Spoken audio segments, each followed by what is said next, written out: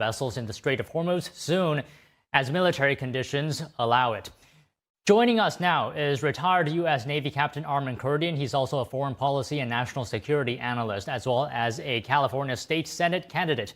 So, Armen, good afternoon to you. Now, Besson says this could happen when the U.S. has complete control of the skies and when Iran's rebuilding capabilities for its missiles are completely degraded. So talk to us about this. What capabilities can the U.S. Navy offer these vessels during escorts? Certainly. Good afternoon, Don. We have about 80 destroyers in our inventory, but we're not the only nation in the world with surface combatants. A lot of our allies, NATO allies, have those ships as well, and they've got skin in this game, and they should be helping and support. So you send a destroyer escort with, say, almost like a convoy operation. You're not going to do these singly. You're going to do this kind of in a convoy operation, much like we did during World War II. You have destroyers that are going to be weaving in and out of the formation as it goes through the straits, positioning themselves in various locations in order that they can get the best angle of attack against perhaps an incoming missile or an incoming drone, depending on the type of weapon that's coming in. It determines the type of weapon that's going out. And you don't just need destroyers. Some of our NATO allies also have corvettes, which are smaller, a little bit more nimble ships. They're not as heavily armed, but they would be ideal for something like this. So you look at a situation like this, you would probably send several tankers through the Gulf at one time and then bring them all out together again. So, Armen, you mentioned drones and missiles. I'm not an expert on this, but are those the main types of threats that escorts could be protecting vessels from? Well, Iran still has midget submarines. I don't know how many of them are still operational, how many have been destroyed, or how many are can get out to sea. So those are very small submarines. Submarines, even if they're a little noisy, are still very hard to detect under the water. You, of course, have mines. We've done what we can to take out Iran's mining landing operation, but any boat that can put out to sea could potentially drop some mines into the water, floating mines that are attached to the bottom of the sea. You're never going to completely eliminate the threat, but you're going to make it lower and lower and try to reduce that risk to the point where you can send ships through.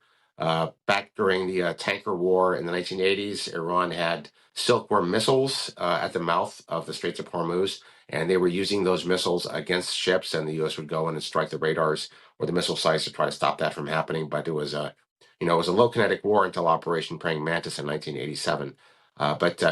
So mines, midget submarines, missiles, drones, suicide boats, even as a potential threat. So along with the helicopters along with the ships that are out there, you would have helicopters as well. Watching the seas, checking things out, and engaging any threats that were heading towards the convoy, either with their Gatling gun or with missiles. So I'm thinking here, could this improve relations between the U.S. and other countries if the U.S. successfully escort vessels with fuel for other countries? Could that also give the U.S. more leverage in future negotiations?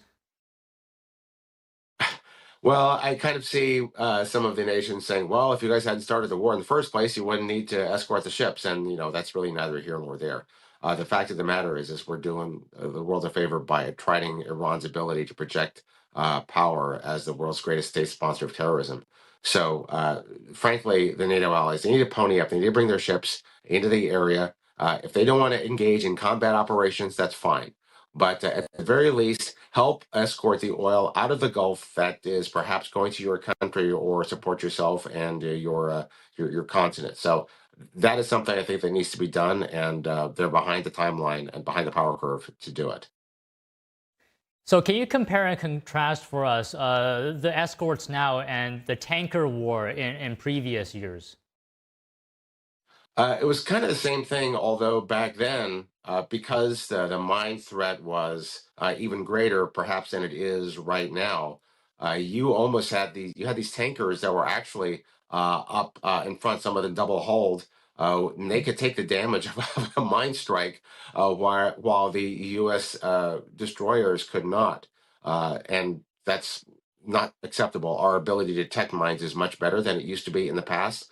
but our mine countermeasure ships isn't where it needs to be, nor our own mine layers as well. For a matter of fact, there's a lot of capability gaps that we actually have. So in that sense, the weaponry, the ability to detect and shoot down missiles and drones is just orders of magnitude where it used to be in the past. It doesn't change the fact that the dynamics of the drones coming in, the missiles coming in, is still a very challenging problem to achieve, and that's why these missiles cost over $1 million each, because they are the best in the world. They're not easy to make, but they're really good at what they do. So just one final question here. Is the simple fact that these escorts are happening, is that deterrence enough from Iran engaging anything in the Strait of Hormuz? I think we've seen that it is not. Iran has been lashing out too. They were even shooting missiles at Cyprus and Turkey, for crying out loud. So I'm sure if they have an opportunity to go strike a tanker, they will. They hit a couple, I think, in the Western Persian Gulf, set them on fire.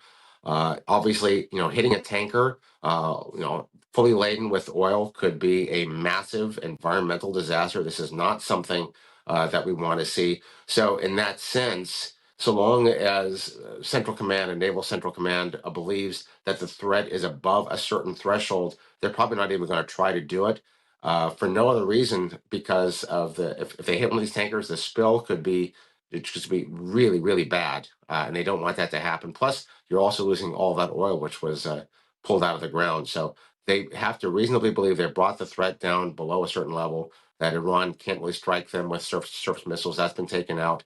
But it will require a lot of vigilance. It's certainly a much more complex, complicated, and a higher threat environment than it was 40 years ago. Okay, all right, Armin, good to speak to you, and thank you very much. Have a great weekend. You too. The international community is continuously increasing sanctions on Iran. We take a look at what the European Union has been doing over the years to